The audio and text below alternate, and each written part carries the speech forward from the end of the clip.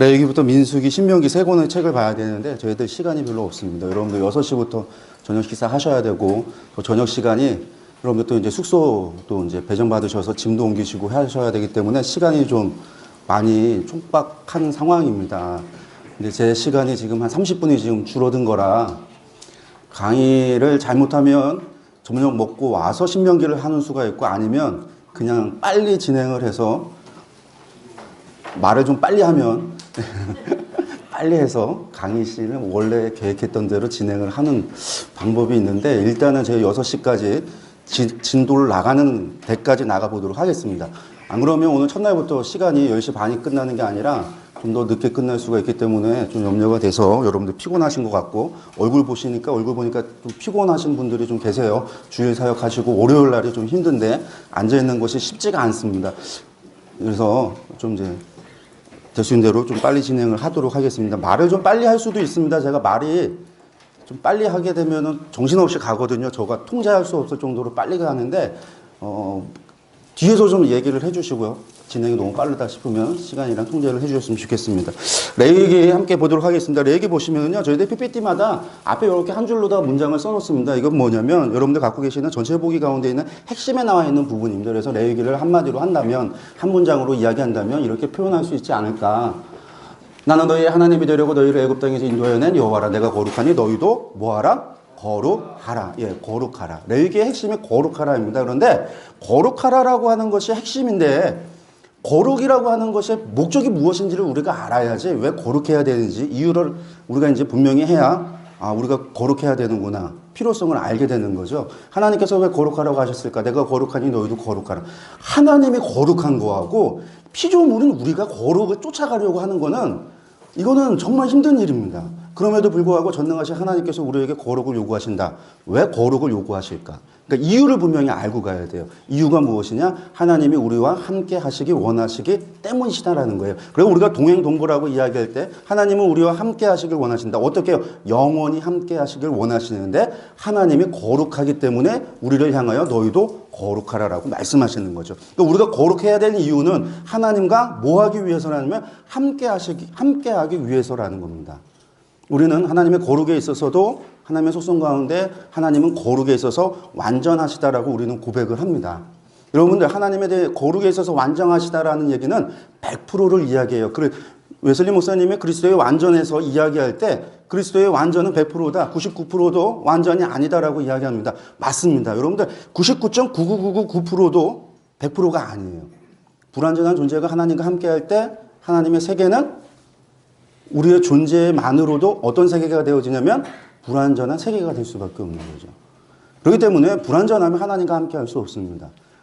그래서 하나님은 거룩하시기에 우리를 향하여서 거룩해라. 그러니까 레위기를 우리에게 주신 이유가 목적이 무엇이냐라고 이야기할 때 하나님께서 율법을 우리에게 주신 이유가 무엇이냐라고 이야기할 때 거룩을 위해서 주셨는데 그것은 다름 아니라 하나님이 우리와 함께하길 원하시는 하나님의 그 마음이 있기 때문에 다른 말로 이야기하면 하나님의 사랑 때문에 우리에게 무엇을 주셨다? 거룩을 주셨다. 거룩을 요구하셨다. 그것 때문에 우리에게 무엇을 주셨다? 율법을 주셨다. 그것 때문에 우리에게 무엇을 하셨다? 언약을 맺으셨다. 어디서 언약을 맺으셨습니까? 시내산에서 맺으셨습니다. 아까 말씀 봤듯이 출애굽기 19장 5절과 6절에서 하시는 말씀. 세계가 다 내게 속하였나니 너희가 내 말을 잘 듣고 내 언약을 잘 지켜 행하면 너희는 내 소유가 될 것이고 거룩한 제사장이 되며 거룩한 하나님의 백성이 된다. 거기서 언약을 맺으셨거든요. 그 언약을 맺으신 이유가 무엇이다? 하나님이 우리와 함께 하시기 위하여. 나는 너희의 하나님이 되고 너희는 나의 무엇이 되냐? 백성이 되기. 그래서 내가 너희와 함께 하기 위하여. 그래서 하나님께서 우리에게 무엇을 요구했냐면 거룩을 요구하고 계시고 우리에게 율법과 언약을 주셨다라고 하는 것을 우리가 분명히 할 때 레위기의 말씀은 하나님의 사랑 때문에 우리에게 주셨구나. 하나님께서 우리에게 요구하시는 것이 함께 하자고, 함께 가자고. 내가 너희 안에 너희가 내 안에 그렇게 영원히 함께 하자라고 하는 하나님의 마음이 있어서 우리에게 율법을 요구하셨고 그렇게 우리에게 레위기라고 하는 말씀을 주셨구나가 되어집니다. 이것을 우리가 분명히 할 때 율법이 구약에서 폐하여졌고 신약에서 복음으로 바뀌었다라고 하는 말이 안 나오게 되어져요. 예수님도 내가 율법을 폐하러 온 것이 아니라 율법을 뭐하러 왔다? 완성하러 왔다. 하나님 예수님은 율법을 완성하러 오신 것이지 율법을 폐하러 온 것이 아닌데 우리 기독교인들은 무엇이라고 얘기하냐면 율법 아니다라는 거죠. 율법 아니고 우리는 복음의 시대에 살고 있기 때문에 율법의 행함에 대해서 우리는 부정합니다. 그렇게 되니까 기독교가 뭐하냐면 윤리적이지 못하게 돼요. 물론 기독교는 윤리적인 종교는 아니지만 그렇지만 하나님의 기준에 있어서는 거룩의 종교가 되어야 돼요. 성도의 삶은 거룩의 삶이 되어야 돼요. 그 거룩, 하나님이 요구하는 거룩은 세상이 요구하는 도덕률하고는 차이가 있을 수 있습니다. 그래서 어떨 때는 하나님께서 세상의 도덕률로서는 손가락질 받을 일이 하나님께는 칭찬받는 일이 되어지기도 한다는 거죠. 다말이 시아버지를 속이고 행했던 일에 대해서 창세기에서는 다말을 향하여 유다보다 뭐했다? 뭐하다고 이야기하냐면 의로웠다라고 이야기합니다. 거기에 사용했던 그 의라고 하는 단어가 아브라함이 15장에서 창세기 15장에서 하나님을 믿으니 하나님께서 그의 믿음을 의로 여기셨다 할 때 그 의와 동일한 언어를 사용하고 있습니다. 그러니까 그런 부분에 있어서 하나님의 의가 하나님의 거룩의 기준이 세상과 다르다라는 거예요. 우리가 민수기를 보겠지만 비느하스라고 하는 사람은 고스비와 시므리를 창으로 찔러 죽였더니 하나님께서 내가 나의 질투로 말미암아 그 불타는 그 진노 그 질투로 말미암아 죽였다. 그래서 내가 얘한테 축복을 줘요. 무슨 축복을? 레위 언약이라고 하는 영원한 제사장의 가문이 될 언약을 주신다라는 거예요. 세상의 율법으로 얘기한다면 세상의 도덕으로 얘기한다면 살인을 한 겁니다. 아무리 잘못을 저질렀어도 재판을 해야죠. 이스라엘도 재판이 있는데 재판도 거치지 않고 죽였. 그러니까 도덕률이 세상의 도덕하고는 다른 하나님의 거룩이 있습니다. 하나님은 우리에게 거룩을 요구하고 계세요. 그 거룩이 우리가 가져야 될 우리의 삶의 모습입니다. 그래서 신약에서도 바울 서신을 보면 다른 사도들의 서신서를 보면 절반 이상의 이야기가 무엇이냐면 거룩한 하나님의 성도로서 어떠한 삶을 살아가야 되는가에 대한 삶에 대한 이야기를 하고 있습니다. 우리가 로마서만 이야기해도 칭히 이야기하면서 믿음으로 구원을 받는다. 그 얘기만 하는 것 같지만 로마서 9장부터 시작해서 15장까지의 이야기는 거룩한 성도가 어떻게 살아가야 되는지 삶의 모습에 대해서 어떻게 보면 율법적인 것처럼 어떻게 실제적인 상황과 어떠한 교회의 삶 속에서 어떠한 삶을 살아가야 될 것인가에 대한 이야기를 하고 있지 단순하게 하이라키적인 이야기, 사상적인 이야기, 교리적인 이야기 그런 이야기 하고 있지 않다라는 거예요. 그러니까 우리가 이 부분을 정확하게 할 때 레위기라고 하는 것을 잘 짚고 하나님이 우리에게 주신 이유가 무엇인지를 잘 생각하고 들어갈 때 하나님의 이 말씀이 이 레위기라는 말씀을 통해서 주신 하나님의 그 규칙이라고 하는 것이 그 율법이라고 하는 것이 오늘 이날까지 하나님 예수님께서 폐하신 것이 아니라 그것을 완성시켰고 우리를 향하여 바리새인들의 의보다 낫지 아니하면 결코 천국에 들어가지 못한다고 하시는 예수님의 말씀이 무엇이고 하나님이 우리에게 바라시는 삶의 모습과 삶의 자세가 무엇인지를 알 수 있다라는 겁니다. 그래서 우리가 레위기를 좀 살펴보도록 하겠는데 레위기 신명기 민수기 신명기 중에서 레위기를 조금 더 시간을 좀 배분을 해서 하려고 합니다. 성경에 상관관계 여러분들 오늘 오전 OT부터 시작해서 여러분 보셨을 겁니다. 성경의 가장 중심이 무엇이라고 얘기했냐면 레위기라고 그랬습니다. 왜 레위기냐? 성경이라고 하는 것은 신약과 구약이라는 것이 옛 언약과 새 언약이라고 해서 언약이라는 말로 사용합니다. 여러분들 우리가 믿는다라고 할 때 믿는다라고 하는 것은 무엇을 믿느냐라고 할 때 여러분들 무엇을 믿는 거죠? 우리가 하나님을 믿습니다. 하나님을 믿는데 그 하나님은 어떤 하나님을 믿느냐면 성경이 우리에게 증거하는 하나님을 믿는 거죠. 우리는 하나님의 말씀과 성경의 말씀을 통하여 하나님을 믿어요. 하나님을 믿으며 하나님이 증거하는 성경을 믿고 성경이 증거하는 하나님을 믿습니다. 이 성경이 증거할 때 그것이 왜 우리가 그것을 참으로 믿고 진리로 믿냐면 그것이 하나님의 말씀이라고 우리가 믿기 때문에 그것을 고백하고 있기 때문에 그것을 전능하사 천지를 창조하신 그 하나님의 말씀으로 받아들이기 때문에 그것을 믿는데 그 말씀이 하나님은 언약의 형태로 우리에게 주어졌다는 거예요. 하나님께서 우리를 향하여서 언약의 형태로 약속의 형태로 그리해서 하나님께서 무엇을 행하실 것인지 그리고 너희가 무엇을 행할 것인지에 대한 그러한 언약의 형태로 주어졌기 때문에 성경을 가리켜서 구약과 신약이라고 이야기하고 언약이라고 얘기할 때 그 언약이라고 하는 것이 무엇으로부터 시작되어졌는가? 금방 얘기했다시피 출애굽기 19장 5절과 6절 말씀 시내 산에서 하나님께서 이스라엘 백성을 이고 너희가 내 말을 잘 듣고 내 언약을 지켜 행하면으로 시작되어지는 그 언약에서 시작을 했다라는 겁니다. 그 언약이 무엇이냐면 출애굽기 20장에 나오는 십계명의 말씀입니다. 십계명의 20장의 십계명의 말씀부터 시작해서 25장까지 나오는 부연 율법에 대한 이야기들입니다. 그 이후에 하나님의 말씀대로 성막이 지어지고 성막이 지어지고 나면 레위기 1장에서 하나님께서 모세를 지성소 안으로 부르셔서 밖에 성소 안에 부르셔서 그곳에 세우시고 모세에게 하나님께서 말씀하신 것을 기록하게 하신 것이 무엇이냐면 레위기 말씀이었어요. 그래서 성막을 짓고 내가 너희와 함께 하겠다. 거기서부터 출발해서 하나님이 주셨던 가장 첫 번째 말씀이 무엇이냐면 레위기 말씀이에요. 그래서 성경 가운데서도 가장 먼저 기록된 말씀이 무엇이다라고 할 때 그것은 레위기 말씀이에요. 물론 십계명이 있습니다. 두 돌판이 있지만 책의 형태로서 우리가 본다고 한다면 레위기가 성막이 지어지고 하나님께서 이스라엘 가운데 내려오셨고 언약 체결을 맺으시고 내려오셨고 그러므로 내가 너희 하나님 너희가 나의 백성 그래서 내가 너희와 함께 하겠다라고 해서 하나님의 나라가 시작되어지는 그 출발선상에서 하나님께서 가장 먼저 주신 말씀이 레위기 말씀입니다. 내가 너와 함께 하겠다. 그러니 너희도 나와 함께 해라. 그래서 주신 말씀이 레위기. 그러니까 레위기는 성경 가운데 가장 먼저 쓰여진 책이면서도 거기에는 무엇이 담겨 있냐면 하나님께서 하나님의 백성들을 세우고 하나님의 나라를 만들고 하나님께서 함께 하시고자 하실 때 그 모든 시작의 이야기가 레위기에서 출발을 하는 거죠. 우리가 보통 그래서 레위기라고 한다면 보통 레위기를 언약이라고 이야기하고 유대인들은 그 레위기만을 이야기하지 않고 토라라고 해서 모세 오경은 전체를 율법이라고 이야기하는데 그 율법 안에 담겨 있는 것들이 이야기가 창세기를 통해서 그 언약의 주인공이 누구시냐 도대체 이 언약을 맺으시는 그분들이 누구냐 430년 동안 애굽에서 종살이 했을 때 이스라엘 사람들이 그들도 예수님 하나님이 누구신지 정확하게 몰랐거든요. 하토르가 하나님입니다. 왜 하토르를 세웠을까요? 하토르는 인도하는 신이거든요. 그들을 애굽에서 인도하신 신. 그래서 하나님이라고 믿었던 거예요. 그러니까 그들에게 있어서 나는 스스로 있는 자다. 그러면서 시작되는 창세기 1장 1절의 말씀. 태초에 하나님이 천지를 창조하셨다. 이 선포로부터 시작하는 거예요.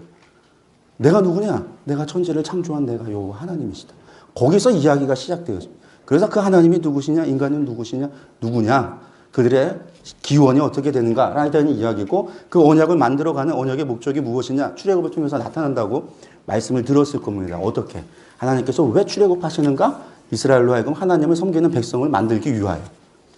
바로와의 대화 속에서 이스라엘 백성들이 하나님께서 하신 말씀은 이들로 하여금 광야길에서 하나님을 섬기도록 하기 위하여. 그 이제 7번 정도 반복되어지는 말씀 속에서 절기를 지킨다, 제사를 하겠다, 하나님을 섬기게 하겠다, 반복되어지는 그 이야기를 통해서 하나님께서 하신 이야기는 저들로 하여금 하나님을 예배하는 백성으로 세우시기 위하여서 하나님께서 이스라엘 백성들을 불러내셨다라는 거예요. 예배하는 백성으로 삼기 위해서. 그리고 시내산에서 공동체 짓고 성막 짓고 뭘 배운다? 레위기 처음에 하나님을 예배하는 예배법을 배우는. 왜? 예배. 죄인이 하나님 앞에 나아갈 수 있는 유일한 공적인 자리니까요. 그러니까 우리가 이런 관계가 있다라고 하는 것들 생각을 하시면서 민수기라고 하는 것은 결국 하나님의 언약을 맺고 언약대로 훈련받는 이야기가 민수기에 나오고 그리고 나서 이제 언약을 다시 한번 설명한 게 신명기다라고 말씀을 드렸습니다. 그래서 저희가 창세기하고 출애굽기를 먼저 봤고 지금 레위기를 보는데 레위기라고 하는 것이 전체에 있어서 가장 중심에 있다, 핵심에 있다. 그 핵심에 있는 핵심 중에 핵심의 이야기는 무엇이다? 내가 너희와 함께 하겠다. 라고 하는 것에서 출발했다라는 거예요. 하나님 우리와 함께 하시지 않겠다라고 생각한다면 성경은 쓰여질 이유도 없었고 하나님이 우리를 찾아오실 이유도 없었고 언약을 맺으실 이유도 없었습니다. 그러니까 성경은 창세기로부터 시작해서 계시록까지 하나님께서 바라시고 원하시는 것이 있다면 내가 너희와 함께 하겠다. 영원히 함께 하겠다. 그래서 영원히 우리와 함께 하기를 원하시는 하나님, 우리를 사랑하기 원하시는 하나님. 그래서 사랑을 요구하시는 거죠. 사랑하지 않는데 영원히 함께하면 힘들잖아요. 사랑하지 않는 사람하고 산다는 게 힘들죠. 그러니까 하나님은 사랑이시다. 하나님이 사랑이기 때문에 영혼을 꿈꾸고 우리에게 영혼을 요구하신 그 이야기들을 우리가 기억하셨으면 좋겠습니다. 예, 히브리어로 레위기는요. 와이크라라고 이야기를 하는데 그리고 그가 부르셨다라고 합니다. 히브리 성경의 이름은 대부분 히브리어 성경의 첫 단어를 따와서 이야기합니다. 그렇다고 한다면 그리고 그가 부르셨다라는 이야기는 무엇이냐면 하나님께서 그를 부르셨다, 모세를 부르셨다. 어디에? 성막에 부르셨다라는 거예요. 성막이 지어지고 출애굽기 40장 마지막에 성막이 지어지고 그곳에 하나님의 쉐키나 하나님의 영광이 임재하고 임재했다라고 하는 것은 하나님이 이제 그들 가운데 진중에 함께 거했다. 그들과 함께 했다라는 거예요. 함께 하자마자 하나님께서 하신 일은 모세를 부르셨다라는 겁니다. 그래서 모세를 부르시고 레위기에 말씀을 주셨다라는 거죠. 그 첫 번째 1장부터 10장까지의 이야기가 무엇이냐면 하나님을 섬기는 제사의 법입니다. 하나님과 함께하는 것, 하나님께 나아가는 것, 하나님을 섬기는 것. 기록자는 모세라고 일려지고 있습니다. 모세오경은 대부분 이제 모세라고 전통적으로 교회 전통에서 모세라고 이야기하고 오늘날 많은 학자들 가운데 다른 이야기를 하는 역사비평자들 가운데 많은 다른 이야기를 하고 있지만 그것이 진짜인지 이것이 진짜인지는 하늘나라 가봐야지 알아요. 왜냐하면 그들도 나름대로의 증거를 가지고 이야기하고 있고 이것을 모세라고 증거하는 사람들도 이야기하는 사람도 나름대로의 증거를 가지고 이야기를 하고 있는데 어떤 것이 더 옳고 어느 것이 더 그르다 이야기할 수 있는 역사에 대한 유물은 정확하게 확정져서 이야기할 수 있는 부분이 있을까요? 없을까요? 없어요. 그리고 왜냐하면 또한 레위기는 원본도 없는 상태고 성경에 원본이 없으니까 각자 나름대로의 기준을 가지고 근거를 가지고 이야기할 뿐이지 그중에서 우리가 어떤 것을 믿을까에 대한 믿음의 선택이 있습니다.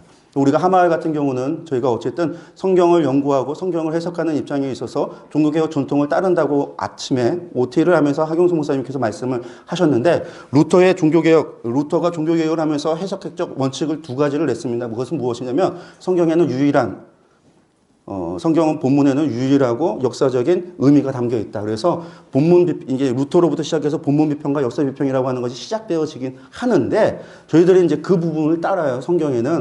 성경 자체의 원본이 가지고 있는 하나의 의미가 있다. 성경이 여러 가지로 해석할 수 있는 풍유적이고 알레고리적으로 해석하고 영적으로 영예로 해석하는 그런 이야기가 아니라 분명한 역사적 사건 가운데 주시는 하나님의 분명한 메시지가 담겨 있는 하나의 의미로서의 성경의 말씀이 있다라고 하는 게 종교 전통이에요.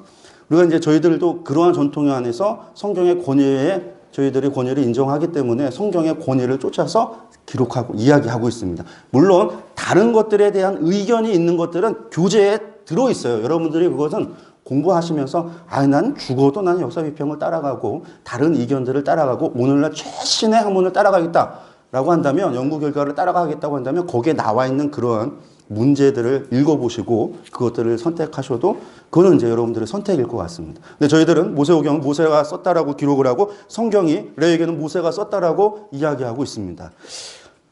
배경으로 이야기한다면 말씀드렸다시피 시내산에서 기록되어졌습니다. 시내산에서 성막이 지어지고 난 다음에 하나님께서 그를 불러서 기록하였다라고 하는 것 정도로 기억하시면 좋겠고요. 기록 연대로 본다면 1446년부터 1445년 이때가 언제냐면 시내산에서 2년 정도 머물렀던 6월절이 지나서 시내산에 도착해서 그 다음 6월절이 되어졌을 때 그들이 성막을 들고 정리를 해서 이제 어디로 가냐면 약속의 땅으로 떠나가게 되거든요. 두 번째 6월절에 떠나가게 되기 때문에 그 기간 사이에 시내산을 떠나기 이전에 이 레위기가 기록되어졌다라고 보고 있습니다. 그래서 BC 1446년에서 1445년으로 보고 있습니다. 기록 목적 아까도 말씀을 드렸습니다. 가장 중요한 거 내가 거룩하니 너희도 거룩하라 라는 거예요. 거룩이라고 하는 것에 있어서 우리가 무엇을 생각해 볼 수 있냐면 거룩이라고 하는 것은 특별히 구별이라고 이야기할 수 있을 것 같아요. 구별이 무엇이냐? 거룩이 무엇이냐? 아까도 말했지만 세상의 도덕과 다른 거룩, 하나님께서 요구하고 바라시는 거룩. 그러니까 하나님의 기준에 맞춰서 성경에서 기준에 말하는 그 거룩이 하나님께서 요구하시는 말씀이고 그것을 통해서 우리에게 요구하는 것 가운데 하나는 구별되라라고 하는 것이 그 안에 담겨 있습니다. 세상과 구별되라. 세상의 문화와 구별되라. 세상의 종교와 구별되라. 세상 사람들이 믿는 것과 구별되어라. 그래서 구별되라. 사람들로부터 구별됨으로 말미암아 어떻게 되어지냐면 저들은 구별되었다라고 하는 것은 눈에 튄다라는 얘기입니다. 눈에 튄다라고 하는 것은 눈에 튀기 때문에 사람들의 호기심을 불러일으키고 사람들로 하여금 볼 수 안디옥 교회 교인들이 그리스도의 법을 따라 사람들을 향해서 그리스도의 말을 쫓는다라고 해서 그리스도인이라고 하는 말을 붙였듯이 구별되어졌던 그리스도인. 그것이 세상과 구별되어지도록 원하는 거룩의 한 특징 가운데 하나입니다. 그래서 좀 구별되라. 먹는 것에 있어서도 구별되라. 종교를 믿는 데 있어서도 구별되라. 세상 종교들이 우상 만들고 거기다가 산 사람도 제물로 바치고 온갖 제물을 바치는데 구별되라라는 구별돼. 먹는 것도 구별되고 날짜를 계산하는 것도 구별을 하고 1년을 계산하는 것도 구별을 하고 7년을 계산하는 것도 구별을 되고 한 세대를 구별하는 것도 계산하는 것도 다른 사람들과 구별하고 나라를 만들어 가는 것에 있어서도 세상과 다르도록 구별되라. 그래서 하나님의 백성은 다르다라고 하는 것. 하나님의 백성이 세상과 구별되어지고 그들의 구별의 모습 속에서 하나님의 거룩의 옷을 입어라. 그렇게 우리가 생각을 해보면 좋을 것 같습니다. 그래서 율법을 주신 목적이라고 하는 것은 거룩하기 위해서 주셨고 하나님께서 뭐 행복을 위해 주셨다, 사랑을 하라고 주셨다라고 했는데 다른 이유 가장 중요한 것은 내가 너희와 함께 하겠다. 사랑 때문에 주셨다. 율법에 하나님의 사랑이 담겨 있다는 것을 여러분들이 기억하셨으면 좋겠는데 우리가 레위기 읽어보면 사랑을 못 느껴요. 참 읽다 보면은 졸려서 이거 언제 넘어가나 빨리 넘어가야 되는데 27장이 왜 이렇게 긴지 통독할 때 힘들죠. 성경 읽을 때. 그런데 그게 하나님의 사랑 때문에 주셨다라는 거예요. 사랑 때문에.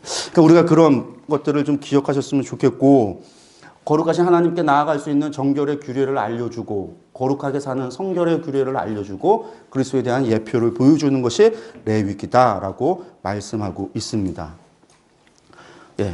전체 보기 보시면요, 1장부터 27장까지 되어져 있습니다. 그래서 레위기 전체는 제사법, 정결법, 성결법으로 되어 있어서 세 가지 법으로 되어져 있습니다. 그래서 제사법이라고 하는 것은 하나님을 예배하는 법이고요. 정결법이라고 하는 것은 우리가 하나님의 백성으로서 우리 스스로를 정결하도록 우리를 가꾸는, 조심하게 하는, 구별하게 하는 법이고, 성결법은 세상에서 살아갈 때, 사회 속에서 살아갈 때, 사람과 사람과의 관계 속에서 살아갈 때 어떻게 거룩하게 살아갈 것인지, 성결할 것인가에 대한 이야기가 성결법입니다. 그런데 사실상 1장부터 16장 보면 요 11장부터 15장 빼고 이 10장에서 16장은 바로 이어집니다. 바로 나답과 아비후가 죽은 다음에 그 다음에 이 하나님께서 주신 법이 속죄법이 바로 이어지거든요. 16장까지 이어지고 이 16장의 이야기는 또 무슨 이야기냐면 속죄제라고 하는 게 대속죄일에 대한 이야기입니다. 그래서 다 제사법과 정결법은 함께 볼 수 있어요. 무엇을 통해서 정결해질 수 있고 무엇을 통해서 우리가 죄사함을 얻을 수 있는가, 제사를 통해서 이루어진다라고 하는 의미에서 1장부터 16장까지를 한 부분으로 보고 17장부터 27장까지를 한 부분으로 볼 수도 있습니다. 보면 17장은 피에 대한 규례인데 피에 대한 규례는 정결법이면서도 성결법의 성격을 가지고 있어요. 양쪽의 성격을 다 가지고 있습니다. 그래서 정결법이 피에 대한 규례가 양쪽에 양다리를 걸칠 수 있는데 성경을 그래서 두 부분으로 크게 보면 제사와 정결법이라고 하는 것이 있고 성결법이라고 하는 것으로 이렇게도 나누어 볼 수 있다라고 생각해 볼 수 있고요. 앞에 있는 제사법과 정결법이라고 하는 것은 결국은 하나님 앞에 나아가는 거예요. 우리가 하나님 앞에 어떻게 나아갈 것인가? 우리가 하나님을 어떻게 섬길 것인가? 다시 돌아가세요. 여러분들 출애굽기 19장 5절 6절 계속하는 이야기입니다. 여러분들 하나님께서 주신 말씀을 잘 생각해 보세요. 하나님께서 무엇이라고 얘기했냐면 너희가 내 말을 잘 듣고 내 언약을 지켜 행하면 조건이었습니다. 그럼 무엇이 된다고 얘기했냐면 하나님의 소유가 되고 제사장 나라가 되고 거룩한 백성이 된다라는 거예요. 그리고 20장에서 무엇을 주셨다? 십계명을 주셨다. 20장부터 25장까지 무엇을 주셨다? 십계명과 율법을 주셨습니다. 그리고 하나님께서 명하신 대로 성막을 짓습니다. 그래서 성막이 40장의 왕궁이 돼요. 왕궁이 되니까 하나님께서 임재하셨어요. 하나님의 쉐키나 영광이 지성소 위에 내려오셨습니다. 하나님이 진중에 거하셨습니다. 이스라엘 백성인 가운데에 거하셨습니다. 이제 우리가 하나님을 뵙기 원하고 하나님을 만나기 원하고 하나님을 섬기기 원한다면 어떻게 하면 될까요? 말을 잘 듣고 언약을 지켜 행했던 사람들, 신명기 20장의 십계명을 지키고 율법을 지켰던 사람들은 하나님 앞에 당연히 어떻게 할 수 있어요? 될까요? 나아갈 수 있어야 되겠죠. 하나님 앞에 나아갈 수 있어야만 됩니다. 하나님 앞에 나아가고 하나님을 섬기고 하나님을 배우고 할 수 있어야 되는데 하나님께서는 오셔서 제일 먼저 주시는 거는 1장부터 시작해서 10장까지 아니 16장까지 무엇에 대한 이야기를 하냐면 제사와 정결법을 얘기합니다. 십계명을 너희가 잘 지켰든지 잘 지키지 못했든지 상관이 없어요. 하나님 앞에 나아갈 때는 어떻게 나아가야 되는가? 제사를 통해서 나가야 된다라는. 여러분들 여기서 말하고 있는 의미가 뭘까요? 여러분들 다른 것이 아닙니다. 제사를 통해서 나아간다. 누구든지 어떤 사람이냐 누구든지 율법을 지켰던 사람이든 지키지 않았던 사람이건 상관없이 모든 사람은 하나님 앞에 나아갈 때 제사를 통해서만 나아갈 수 있다는 얘기입니다. 그 이야기는 앞서 아까 박건서 목사님께서 이야기하셨듯이 율법을 적용하는 법을 이야기할 때 어느 누구도 하나님 앞에 행위로서 의로워질 수 있느냐면 없기 때문에 그렇습니다. 하나님께서 법을 적용하는데 어떻게 적용하신다고 그랬냐면 10가지 중에 단 한 가지라도 어겼으면 죄를 범했다. 일생 중에 사는 가운데 단 한 번이라도 법을 어겼으면 그것은 죄를 범한 것이다. 너희가 부지 중에 지은 죄 그것도 죄다. 여러분들 내가 알지도 못하고 지은 죄 그리고 다 지켰는데 한 가지만 어긴 것 그리고 일평생 살아오면서 단 한 번이라도 했다고 할지라도 그것도 뭐냐면 죄라는 거예요. 그러면 그 죄라고 한다면 하나님은 그걸 모르셨을까요? 알으셨을까요? 우리가 지킬 수 없다라는 사실을. 그걸 예수님께서 뭐라고까지 얘기했냐면 너희가 마음으로 지은 죄. 또 죄라고 그러셨거든요. 하나님 아시는데 아심에도 불구하고 그것을 주신 이유는 우리로 하여금 이것들 한번 괴롭히려고 하나님께서 그렇게 하신 것이 아니라 그것이 바울 선생님께서 로마서에서 하신 대로 죄로 율법으로 말미암아 우리가 무엇을 알게 하는?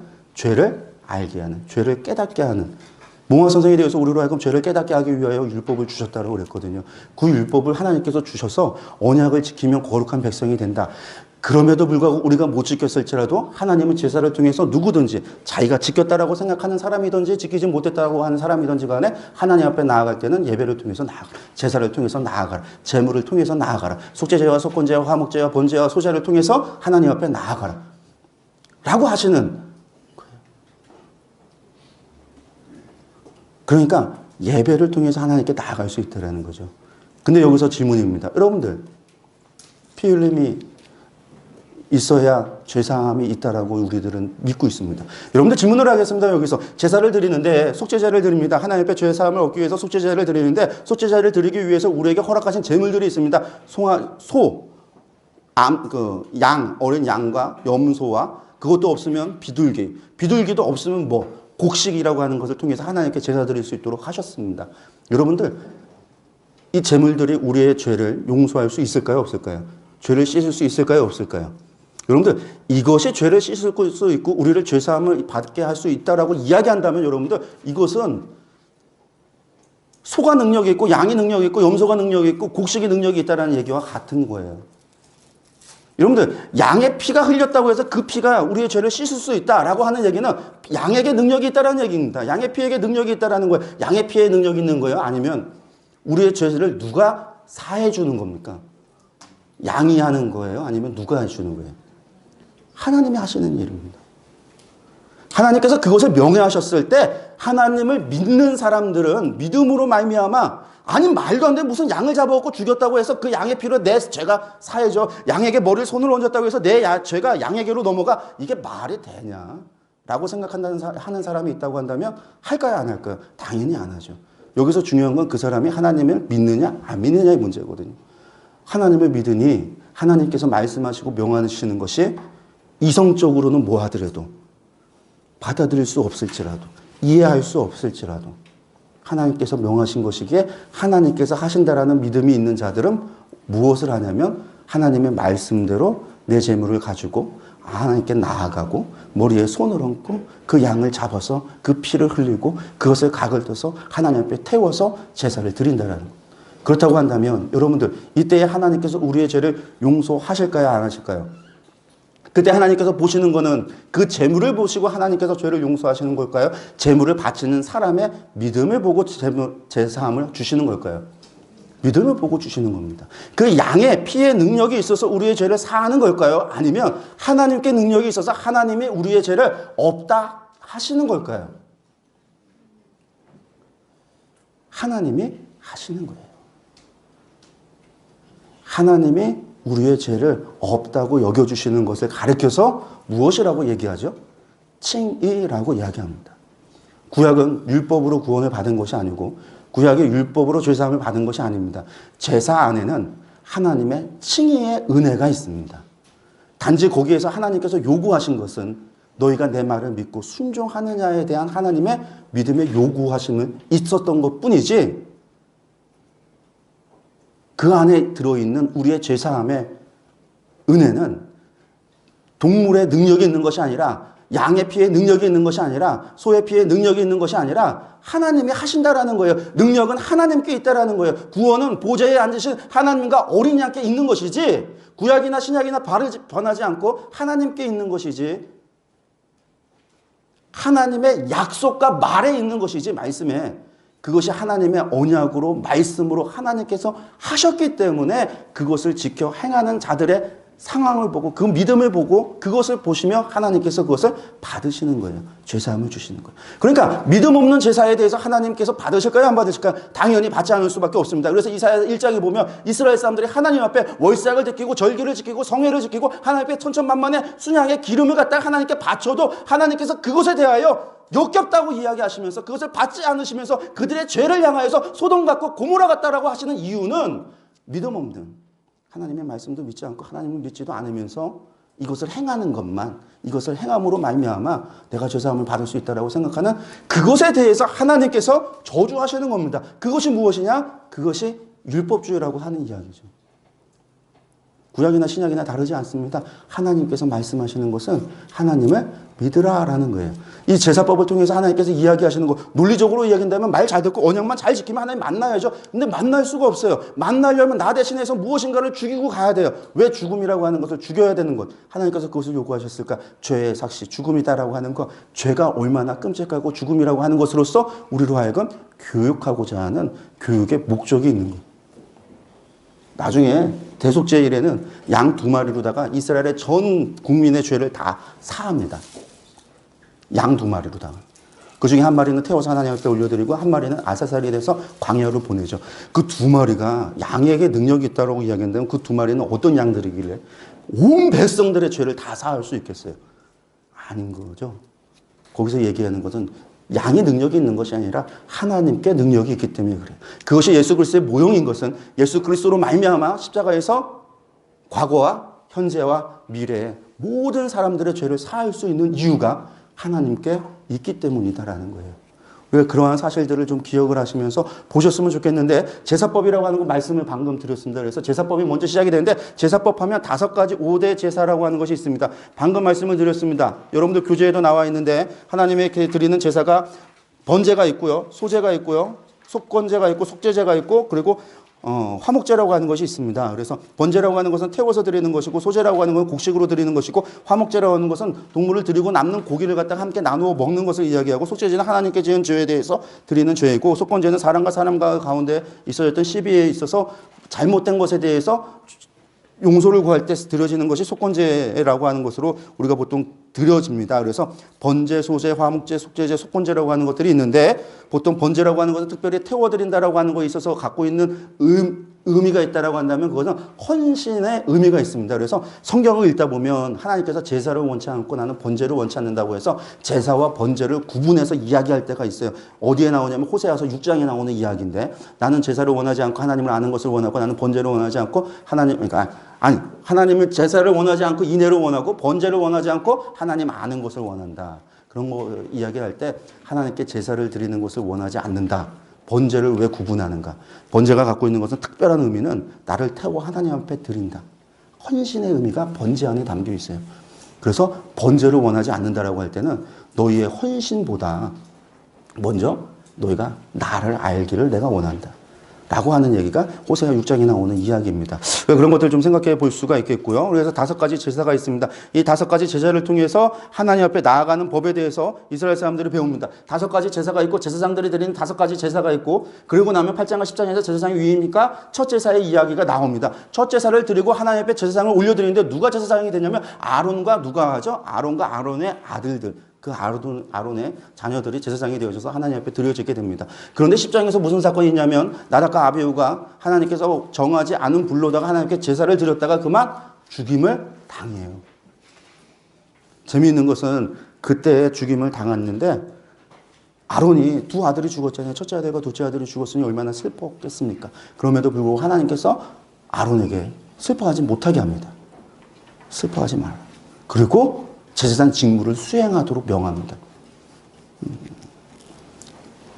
그게 제사장이라는 거예요. 하나님 앞에 드려진 자, 하나님을 섬기는 자.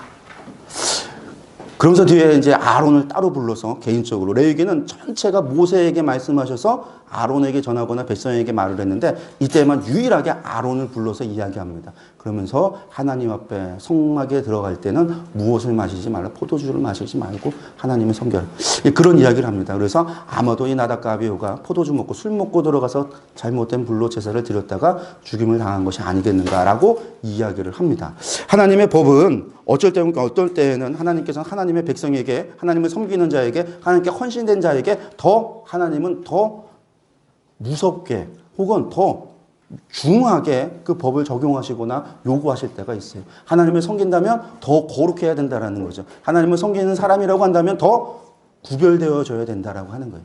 그래서 그런 하나님의 모습이 나옵니다. 나중에 사도 바울께서 예루살렘에 붙잡혀서 그 감옥에 갇혀 있을 때 예수님께서 나타나셔요. 그러면서 사도 바울에게 무슨 얘기를 하냐면, 사도 바울에 갇혀 있을 때 그 상황이 어떤 상황이냐면 재판을 했어요. 사도계인과 그 사내들인 공회에서 재판을 받을 때 사도 바울이 자기 변론을 하면서 딱 보니까 바리새인들이 있고 사두개인들이 있으니까 무엇을 가지고 이야기를 했냐면 예수님의 부활을 가지고 이야기를 한 거예요. 왜? 바리새인들은 부활을 믿고 사두개인들은 부활을 믿지 않으니까 둘 사이에 싸움을 일으키려고 부활을 가지고 설교를 했습니다. 자기 변론을 했습니다. 그러고 나니까 이제 바리새인들이랑 사두개인들이 싸워요. 싸우다가 어떻게 됐냐면 사도 바울을 폭력을 행사한 거죠. 로마 백부장이 볼 때 사도 바울이 찢겨 죽을 것만 같아서 그 상황을 갖다가 통제하고 막고 사도 바울을 감옥에 놓습니다. 그러니까 거의 사도 바울이 두들겨 맞고 매를 맞고 거의 죽기 직전까지 몰렸다가 감옥에 가 있는 그 밤에 예수님이 나타나신 거예요. 그러면서 예수님께서 하시는 말씀이 무엇에 대해서 이야기하냐면 바울아 힘들지. 그런 얘기 안 하셨어요. 예수님이 나타나서 손을 딱 안수하면서 바울아 힘내라. 날지어다. 뭐 그런 얘기 안 하신 거예요. 거기서 하시는 얘기가 사도 바울 너 로마에 가서 또 일해야 돼. 여러분들 또 해야 돼. 또 일해야 된다는 얘기 뭐냐면요. 로마에 가서 또 매 맞고 또 복음 증거하다가 두들겨 맞고 또 죽을 고비 넘기고 이거 또 해야 된다는 거예요. 사도 바울에게 우리는 예수님 나타나서 내가 너를 사랑한다. 막 그런 얘기 한번 듣기를 원하는데 하나님께서는 자기 사랑하는 자들에게 어쩔 때는 또 매몰차게 그런 얘기 안 하시고 위로도 안 하시고 사도 바울은 그런 거 안 받아도 충분히 할 사람이니까 그랬을 수도 있습니다. 또 이제 그릇이 안 되는 사람에게는 다르게 하시겠죠. 보니까 성경에 보니까 하나님께서는 고멜이라고 하는 여인이 그렇게 바람나서 떠났을 때 가서 돈 주고 사갖고 오면서 이스라엘이 그렇게 갔지만 내가 그렇게 이스라엘을 사랑한다.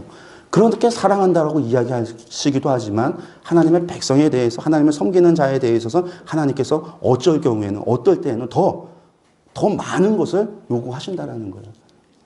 우리가 이제 이 제사법이라고 하는 걸 통해서 오제사, 이 백성에 드린 5가지 제사, 제사장들이 드렸던 5가지 제사 다음에 제사장 유임시가 첫째 제사장이 있었습니다. 그리고 그거 다음에 나오는 것이 이제 제사법이었고요. 정결법이라고 하는 게 정함과 부정함에 대한 이야기가 있고, 그리고 이제 이 정함과 부정함이라고 하는 이야기가 있는데, 이거는 뭐 여러분들 알다시피 피는 정하고 뭐 이제 산모가 아기를 낳았을 때 피를 흘렸으니까 어떻게 정결 시간을 지나야 되는지, 11장에서 음식 규례가 있어서 음식에 있어서 무엇을 먹어야 되는지, 무엇을 먹지 말아야 되는지 구별되어져야 되는 것에 대한 구별에 대한 이야기들이 쭉 나오고 있습니다. 그러면서 이런 정결에 대한 이야기들이 나오고, 그리고 나면 속죄제라고 하는 것이 16장에서 다시 나오는데 16장 1절에 시작이 되어지는 것이 나답과 아비후가 죽은 이후에 라고 시작하는 말씀이 1절에 시작이 돼요. 그래서 우리가 10장 다음에 16장으로 바로 이어지는 말씀들을 계속해서 연속선상에 있는 말씀이구나라고 하는 것을 우리가 알 수 있습니다. 그래서 속죄제라고 하는 것이 무엇이냐면 어떤 사람들이든 간에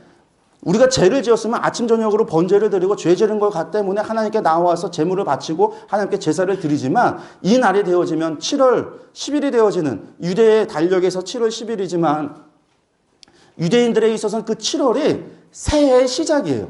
그러니까 우리가 이제 달력으로 치면 1월 달이 6월절에 있는 해가 1월입니다. 1월부터 시작이 돼서 6월절부터 시작이 되어지고 7월에 이 대속제일이 있지만, 이들이 1월부터 새해가 시작하는 게 아니라 7월부터 새해가 시작돼요. 그러면 매년 새해가 시작되면 대속제일을 시작하는 거예요. 새해가 시작하기 전에 무엇인가 시작하기 전에 하나님 앞에 정결 예식을 통하여 죄사함을 얻고 하나님께서 우리에게 새해를 허락하시고 그 은혜에 대해서 감사하면서 회개하고 시작을 하는 게 유대인들이 가지고 있었던 대속제일의 시작입니다. 그때에 이 사람들이 온 백성들이 모여서 그 대속제일을 지키기 위해서 준비를 하죠. 제사장이 먼저 준비를 합니다. 일주일 동안 정결 예식을 갖고 그리고 들어가서 대속제일에 아까 말씀드렸다시피 오전에 말씀드렸다시피 3번 올라가서 3번 들어가고 나오고 하면서 청소를 하고 준비하면서 그렇게 규례를 지킵니다. 그때 얘기했다시피 방울 달린 것은 제사장 의복에 있는 것이고 들어갈 때는 그 모든 것을 벗어버리고 애복과 관과 그 모든 것 다 벗어버리고 하얀 세마포 옷만 입고 그러니까 어떤 장식도 하지 않은 상태로 하나님 앞에 하얀 세마포 옷만을 입고 가서 정결 예식을 드리고 속죄제를 드립니다. 그때 사용되는 양이 2마리의 양을 드려요. 그래서 그것을 통해서 하나님 앞에 하나는 하나님 앞에 드리고 하나는 광야로 보내서 다시는 돌아오지 못하도록. 그래서 아세셀이라고 하는 의미가 양이라고 하는 것이 뭐 여러 가지 의미가 있을 수 있지만 가장 우리가 이제 보통 받아들이는 의미 가운데 하나는 죄라고 하는 것이 그들의 진중에서 떠나서 다시는 돌아오지 못하도록 뭐 낭떠러지에 떨어져서 죽는다거나 뭐 그렇게도 얘기하는데 죄라고 하는 것을 다시는 우리에게 돌아오지 않도록 죄를 멀리하는 바로 그런 의미가 담겨 있는 아세셀이라고 하는 것을 이야기하고 또한 하나님께 드려진 양을 통하여서 모든 백성들의 죄를 용서한 그 사건을 통해서 예수 그리스도를 예표하는 사건, 예수 그리스도로 말미암아 우리의 모든 죄가 사하여지는 바로 그 의미가 담겨 있다라고 이야기를 합니다. 그날에 모든 백성들이 나와서 하나님 앞에 속죄함을 받는 거예요. 혹시라도 내가 그 전에 드리지 못한 죄, 그러니까 드리지 못한 제사를 통해서 하나님 앞에 회개하지 못했던 것들, 뭐 그런 것들이 있었다 할지라도 이 날에는 모든 사람들이 이 예배의 대속죄일에 참여함으로 말미암아 하나님으로부터 죄사함을 받았다라는 거예요. 그것을 통해서 죄사함이라고 하는 것이 무엇인가? 하나님의 은혜라는 거예요. 하나님의 은혜. 하나님의 은혜로 말미암아 이루어진 이 사건을 통해서 이스라엘 사람들이 매해 시작하는 그 첫 해에 하나님에 나아가고 하나님 앞에 우리의 죄를 회개하고 용서를 구하고 그렇게 함으로 말미암아 정결 예식을 통하고 하루 한 해를 시작한다는 거예요. 그러면 이것이 끝나고 나면 무엇이 올까요? 비가 와요. 우리가 이제 이른 비와 늦은 비라고 이야기할 때 이른 비, 늦은 비가 전부 다 대속제일과 유월절과 걸쳐서 있습니다. 그래서 그때 비가 안 오면 어떻게 될까요? 하나님이 우리의 속죄를 받으시지 않으셨구나. 우리가 유월절을 제대로 하나님 앞에 절기를 지키지 못했구나. 우리가 하나님 앞에 대속제일을 제대로 지키지 못했고 하나님의 비가 이른 비와 늦은 비가 제때에 올 때에 하나님이 우리를 받아주셨구나. 이게 그들에게 있어서 절기와 그 비와 그런 것들이 하나가 되어져서 연관성이 있어요. 그래서 그 속죄일이라고 하는 것이 16장에 나오고 17장에서 피에 대한 규례가 있습니다. 피에 대한 규례가 있습니다. 피를 먹지 마라. 생명은 피에 있나니 피를 먹지 마라라고 하는 이야기를 하는데 구약에서 신약까지 이어지는 규례와 율법 가운데 바뀌어지지 않고 계속해서 지속되어지는 것 가운데 대표적인 것이 이거예요. 피 먹지 마라. 신약에서도 사도행전 15장에서 예루살렘 공의회에서 이방인들에게 요구했던 4가지가 있습니다. 우상에게 가까이 하지 말고 음행하지 말고 그리고 뭐죠? 그 중에 하나가 마지막에 피를 가까이 하지 마라. 피 먹지 말라. 그게 이제 이방인들에게도 요구한 거거든요. 그래서 구약이나 신약이나 이어지는 것 가운데 하나가 피를 먹지 말라라고 하는 것이 하나님께서 좀 계속해서 구별하고 계신 것 가운데 한 가지입니다. 그래서 피를 안 먹으려고 노력하시는 분들도 계세요. 저희들 이제 가운데는 선지 같은 거, 순대 같은 거 안 먹으려고 뭐 이유가 있느냐 그걸 먹어서 건강이 어쩌고 그런 의미가 아니라 그냥 구약이나 신약이나 하나님께서 말씀하시는 것이기 때문에 어떤 이유가 있는지는 모르지만 하나님의 말씀이기 때문에 하나님께서 그렇게 이야기하신다라고 할 때는 의미가 있지 않겠는가. 그래서 하나님의 말씀이기 때문에 무조건 그것에 대해서 순종하려고 하는 분들도 있습니다. 뭐 그런 피에 대한 규례가 있고요. 18장부터 27장까지가 성결법입니다. 성결법이라고 하는 것은 세상에서 살아가는 데 있어서 하나님, 우리의 거룩을 지키기 위한 법이 성결법입니다. 그래서 생활의 규례가 있고 제사장, 백성들이 지켜야 될 생활의 규례가 있고요. 제사장이 지켜야 될 생활의 규례가 있습니다. 그리고 23장부터 24장까지는 칠절기와 성막관리에 대한 이야기가 나옵니다. 그리고 25장에서 안식년과 신년이 나오고 26장에서 순종과 불순종에 대한 이야기가 나오고 27장에서 여호와께 드리는 법이 있는데 이 중에서 뭐 생활의 규례 뭐 이런 것들은 저희들이 그냥 보면 법이라고 하는 것을 알 수가 있습니다. 그런데 우리가 이스라엘 사람들만이 가지고 있는 독특한 법, 하나님이 주신 법 가운데 독특한 법이라고 한다면 칠절기, 안식년, 신년 뭐 이런 것들이 될 것 같아요. 이런 것들만 하나님이 주신 이유가 무엇일까 조금 생각해 본다라고 한다면 절기를 통해서 하나님께서 요구하시는 것은 절기는 하나님을 기념하라고 하는 이유가 있습니다. 유월절을 지키는 이유는 이스라엘에서 하나님께서 이스라엘을 애굽에서 구원해내셨음을 기억하라라는 것이거든요. 그것을 기념하라라는 이야기는 기념해서 하나님께 감사하고 하나님은 그런 분이시구나라고 하는 믿음을 가지고 그리고 그것을 누구에게 우리의 자녀에게 전수하는 일입니다. 가르치는 그게 이제 절기를 주셔서 그것을 지켜 행함으로 말미암아 이스라엘 사람들로 하여금 하나님을 기억하고 그 신앙을 지키고 그것을 가르쳐서 계속해서 이어갈 수 있도록 하는 것들이 뭐 절기가 가지고 있는 것들입니다. 그러니까 이스라엘 사람들이 하나님께서 세상과 구별되라. 매일같이 아침과 저녁으로 하나님께 예배하는 것을 통해서 세상과 구별되라. 밥 먹는 식탁에서 세상과 구별되어서 하나님을 기억하고 하나님의 말씀의 법도에 순종함으로 말미암아 매 순간 아침, 점심, 저녁을 먹는 순간에도 구별될 수 있도록 하루를 시작할 때 하나님께 아침에 번제를 드리고 저녁에 제사를 드리면서 하루를 구별될 수 있도록 일주일에 안식일을 지킴으로 세상과 구별될 수 있도록 한 달을 시작하는 월삭을 하나님께 드림으로 세상과 구별될 수 있도록 1년 가운데에 유월절을 지키고 초막절을 지키고 속죄제를 지키고 이런 것들을 절기를 지키고 감사절을 지키면서 7가지 절기를 지키면서 그것을 통하여 하나님을 기억하고 하나님께 감사하고 그것을 자녀에게 가르치며 세상과 구별된 1년을 사는 거죠. 그렇게 1년이 되면 7년이 되는 해에는 세상에 땅을 안식을 둠으로 말미암아 세상과 구별될 수 있도록 50년이 되면 희년을 선포함으로 말미암아 한 세대가 하나님을 기억할 수 있도록 세상과 구별되는 하나님의 주인 되심을 하나님의 기업을 주셨다라고 하는 것을 하나님을 신뢰하도록 하는 그러한 교육적인 목표와 함께 의유와 함께 그러한 법들을 우리에게 주셨다라는 거예요. 그 중에 안식년과 희년이라고 하는 것은 단 한 가지에서 시작이 됩니다. 무엇에서 시작되는 거냐면 이스라엘의 주인이 누구다? 하나님이시다. 땅은 누구의 것이다? 하나님의 것이다. 기업은 누가 주셨는가? 하나님께서 맡기셨다라는 거예요. 그래서 이스라엘 사람들은 다 누구다? 하나님께 종이다. 하나님의 종이다. 하나님의 청지기다.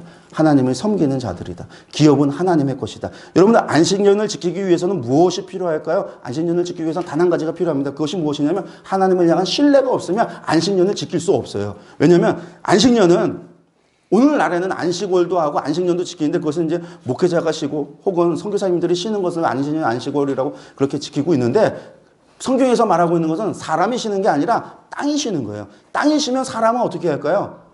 사람이 일해요, 그때에도. 그러니까 6년 동안 농사를 지었으면 농사를 지었던 그 땅을 1년 동안 묵히고 쉬게 하는 거예요. 그리고 그동안 사람들은 뭐 하냐면 양 쳐야죠. 양도 치고 산에 가서 과일도 따야 되고 나름대로의 노동을 하는 거예요. 내가 씨를 뿌리고 관리를 하지 않지만 땅을 묵히지만 그렇게 내비뒀어도 거기에서 나오는 것이 있으면 그거 가져다가 먹기도 하고 사는 거예요. 그런데 이 안식년을 지키기 위해서는 최소한 6년째 되는 해에 무엇이 있어야지만 안식년을 지킬 수 있냐면 6년째 나오는 결실이 풍년이 되어져서 그때 나온 것을 통해서 안식년 동안에 우리가 먹고 살 정도 돼야져요. 그때만이 아니라 그 다음에 내가 씨를 뿌려서 결실을 맺기 전까지 먹고 살 정도의 양식이 되어져야 돼요. 그럼 그 해에도 먹고 살 양식이니까 6년째 되는 해의 양식이라는 것은 거의 3년치의 결실이 있지 않으면 안식년 지킬 수 있냐면 지킬 수 없는 거예요. 6년이 딱 됐습니다. 결실을 봤어요. 수확을 했습니다. 도저히 이걸로 계산이 안 돼. 그럼 안식년을 지킬까요? 안 지킬까요? 안 지켜요. 근데 하나님을 신뢰한다면 여러분들 광야 생활에서 이스라엘 사람들이 단 한 번 씨를 뿌리지 않아도 하나님이 주시는 만나와 메추라기를 통해서 그들이 먹고 살았어요. 하나님을 신뢰. 안식년은 하나님을 신뢰해야지만 지킬 수 있는 것이 안식년이에요. 하나님은 내가 너희를 지키고 너희를 보호하고 너희들에게 먹을 것을 주고 아예 없으면 오병이어의 기적이 일어나던 엘리야 그 기름병과 그 밀가루 통 그런 것이 되든 하나님께서는 그렇게 해서라도 아니면 하늘에서 메추라기를 보내든 만나를 내리서라도 하나님께서 당신의 백성들을 굶기지 않으시고 그들을 지키시고 보호하시고 책임지신다라고 하는 하나님을 향한 신뢰가 없으면 안식년을 지킬 수가 없는데 이스라엘 사람들이 그러면 안식년을 지켰는가? 지킬 수가 없었어요. 지키지 않았다라는 거예요. 왜? 하나님을 섬기지 못했으니까. 하나님 신뢰하지 못했으니까. 우리가 이따가 사사기를 보게 되겠지만 사사기에서 나오는 이야기가 왕이 없으므로 자기 소견대로 행했다. 왕이 없는 게 아니에요. 이스라엘에게 있어서 하나님이 왕이세요. 내가 너희 하나님이고 너희가 나의 백성인 거예요. 하나님이 하나님 왕이신데 하나님을 왕으로 여기지 않았다라는 거예요. 그게 사사기 시대 때 이스라엘 사람들의 생각이에요. 믿음이었다라는 거예요. 그럼 그때만이냐? 아니죠. 그러니까 안식년을 지키지 않은 거는 하나님 신뢰하지 못했어요. 여러분들 희년이라고 하는 것은 무엇이죠? 희년이라는 것은 49년, 그러니까 7년에서 49년, 7번째 돼서 49년이 지나고 나면 50번째 되는 해에 희년을 선포해서 무엇을 하냐면 모든 것을 하나님께서 처음 땅 분배를 했을 때 되어졌던 형태로 원위치시키는 것이 희년이에요. 종되었던 사람도 자유인으로 풀려나고 내가 힘없고 어려워서 땅을 팔았던 그 땅도 내가 값을 주지 않아도 다시 되찾고 그래서 처음 하나님 앞에 받았던 그 기업을 다시금 소유하게 되어지는 것이 희년입니다. 우리가 컴퓨터로 얘기한다면 리셋하는 거예요. 컴퓨터를 갖다 포맷해서 공장 초기화 처음으로 되돌리듯이 그렇게 하는 거예요. 그렇게 하는 이유가 무엇이냐면 땅은 누구의 것이기 때문에 사람의 것이 아니에요. 내가 아무리 노력해서 내가 아무리 기업을 불려서 돈을 벌어서 땅을 샀다 할지라도 49년이 지나면 그 땅 다시 돌려줘야만 되는. 거기에는 무엇이 있냐면 땅은 누구의 것이다? 여호와 하나님의 것이다. 우리는 누구다? 하나님 앞에 기업을 받은 종이다. 청직이다. 하나님의 종이다라는 거죠. 그러니까 하나님의 주인 되심이 주권이 선포되어지지 않고 그것을 믿지 않으면 신년은 지켜질 수 없는 거예요. 나중에 보면 오므리는 사마리아를 돈 주고 사갖고 사마리아 북이스라엘의 성도로 세웁니다. 이세벨은 나봇의 포도원을 강제로 빼앗게 됩니다. 북이스라엘과 같이 왕조가 여러 번 바뀌게 되어지면서 무슨 일들이 있어지냐면 왕조가 바뀔 때마다 왕을 도와서 왕조를 일으켰던 창업 공신들이 있으니까 공신들에게 무엇을 나눠줄 수밖에 없냐면 재물과 땅들을 나눠줄 수밖에 없어요. 그러다 보니까 여로보암 2세 때 정도가 되어지면 이스라엘 사람들 가운데 수많은 자기 기업을 잃어버리고 가진 자와 가지지 못한 계층으로 극단적으로 나눠지게 됩니다. 그때 발생하는 것이 부익부 빈익빈이라고 하는 문제로 말미암아 아모스서가 기록되고 있어요. 나중에 미가서도 마찬가지지만 어쨌든 그 이야기를 보면 그때 되면 사유재산화가 되는 거예요. 하나님의 것이라는 게 없어요. 하나님은 없다라는 거예요. 신년이라고 하는 것은 하나님의 주권을 인정하고 하나님을 믿을 때만이 하나님의 주인이시다라고 하는 것이 인정될 때만이 지켜질 수 있는 법이 무슨 법이냐면 신년법이에요. 이스라엘이 지켰는가? 지킨 적이 없다라는 거죠. 그 얘기는 뭐냐면 하나님을 주인으로서 섬기지 못했다라는 거예요. 이스라엘엔 왕이 없습니다. 왕이 없죠. 왕이 없습니다. 하나님만이 계시니까. 왕이 없으니까 지배계층이 없습니다. 귀족도 없습니다. 모든 사람이 평등한 사람들이에요. 그러니까 왕이 없으니까 세금도 없습니다. 세상과 다른 한 가지 있다면 레위인과 제사장들을 위해서 하나님께서 11조를 바치라고 그럽니다. 10의 1조를 드려. 어떤 사람들은 구약에만 11조가 있고 신약에는 11조가 없으니까 11조 오늘날 11조 드리지 않아도 된다라고 주장하는 사람들도 있지만 성경의 11조는 하나님의 것을 인정하느냐 안 하느냐의 문제인 거지. 그래서 하나님의 것이 하나님 주신 이도 하나님이시고 거두신 이도 하나님이고 그 모든 것이 하나님께서 주셨다 하나님의 주인 되셨다라고 하는 의미로서 10의 1조를 드리는 것은 당연히 하나님의 백성으로서의 믿음의 신앙의 고백인 것이지 제사를 드렸던 것처럼 예배를 드렸던 것처럼 하나의 그거는 선택의 문제가 아니라 하나님에 대한 주권의 인정이에요. 그러면 10의 1조 드리고 10의 9조는 하나님 건가요? 아닌 건가요? 10의 9조도 하나님 거예요 사실은. 그러니까 10의 1은 하나님께 우리의 신앙을 보이는 것이고 10의 9는 그것도 하나님 거예요. 그런데 그 하나님께서 우리에게 맡기신 거죠. 그래서 우리를 가리켜 청직이다, 종이다. 신약에도 똑같이. 그래서 우리는 뭐다? 하나님으로부터 달란트를 받았습니다. 5달란트, 2달란트, 1달란트를 받았습니다. 그 달란트 받은 게 뭘까요? 우리가 매일같이 받아들이는 10의 9가 하나님이 우리에게 맡기신 거라는 거예요. 그것도 하나님 거. 10의 1만 하나님 게 아니라 10의 9도 하나님 거. 우리는 그것을 맡아서 뭐하는 사람들? 관리하는 사람들. 우리는 하나님께 부름받아서 포도원 농장에 부름받은 농부로서 관리인으로서 그렇게 종으로서 부름받아서 하나님 섬기는 사람들인 것이지 이거는 드렸으니까 이것은 내 거고 이것은 내 마음대로 한다 라고 하는 개념이 아니에요. 10의 1도 하나님 거고 10의 9도 하나님 거고 근데 우리가 착하고 충성된 종이라고 칭찬을 받으려면 5달란트 받은 사람이 5달란트를 남겨두시. 그가 최선을 다하여 그가 그것을 주인의 것을 관리했듯이 우리는 하나님 것을 관리해야 돼. 그러니까 어떻게 돼요? 이거 하지 못하니까 말라기에서 너희가 하나님의 것을 도적질하고도 우리가 언제 하나님 것을 도적질했나이까 라고 한다라는 거죠. 그게 뭐 우리가 언제 도적질했는데 하나님은 11조다. 근데 11조만이 아니거든요.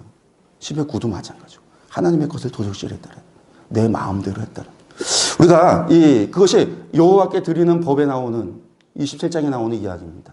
그러면서 레위기를 통해서 하나님께서 거룩하니 너희도 거룩하라. 명령입니다. 해도 되고 안 해도 되고가 아니라 분명한 명령입니다. 그 명령을 통해서 26장에서 무엇을 이야기하냐면 순종과 불순종에 대해서 이야기합니다. 너희가 순종하면 복을 받을 것이고 너희가 불순종하면 너희가 벌을 받을 것이다. 너희가 불순종하면 역병과 도전, 외침과 그런 것을 통해서 너희가 벌을 받게 될 것이다. 처음엔 7배가, 두 번째 7배가, 세 번째 7배가. 그래도 회개하지 않으면 다시 7배가. 그래도 회개하지 않으면 다시 하면 7배가. 그래도 회개하지 아니하면, 순종하지 아니하면 너희가 그때 다른 나라의 이방인의 포로가 되어 붙잡혀 갈 것이다. 그리고 그곳에서 너희가 하나님을 찾게 될 때 다시 돌아오게 될 것이다. 이게 레위기 26장에서 나오는 순종과 불순종의 법입니다. 그래서 레위기 26장의 순종과 불순종의 법을 해석한 말씀이 신명기 첫 번째 설교 후반부하고 세 번째 설교가 이 26장을 다시 재해석한 설교예요. 아, 하나님께서 우리에게 하나님의 말씀을 순종하고 불순종. 그 얘기는 순종하라라는 것을 요구하시는 거예요? 아니면 불순종하도 된다라고 하는 것을 이야기하시는 건가요? 순종하라라는 거예요. 레위기를 주셨을 때 하나님께서 원하시는 것은 분명한 명령, 내가 거룩하니 너희도 거룩해라. 그래서 함께 하자. 이것은 선택의 문제가 아니라 반드시 해야 되는 문제. 그래서 순종을 요구하시는 거예요. 그러니까 훈련으로 들어가서 광야 생활을 하는 이스라엘 사람들에게서 하나님께서 요구하시는 것은 무엇이냐면 너희 순종해라라는 이야기예요. 순종해라. 그들에게 있어서 순종이라고 하는 건 하나님 말씀에 믿고 따르는 것이 그들에게 있어서는 살고 죽느냐의 문제였습니다. 오늘 우리에게 있어서 하나님 말씀대로 사는 것은 선택의 문제예요. 살든지 말든지. 안 해도 하나님 뭐 나한테 얘기 뭐 없으신 것 같고 지켜도 그만이고 안 지켜도 그만이고 지키면 좀 내가 마음의 부담을 덜어드리는 거고 안 지켜도 우리에게 있어서는 선택의 문제가 선택의 문제예요. 그냥 선택을 해도 그만인 거예요. 선택을 하면 복을 받는다고 이야기하니까 복 받은가 보다라고 이야기하고 안 해도 근데 이스라엘 사람들에게 있어서는 그것이 생명이 오가는 문제 사냐 죽느냐의 문제였다. 민수기 가겠습니다.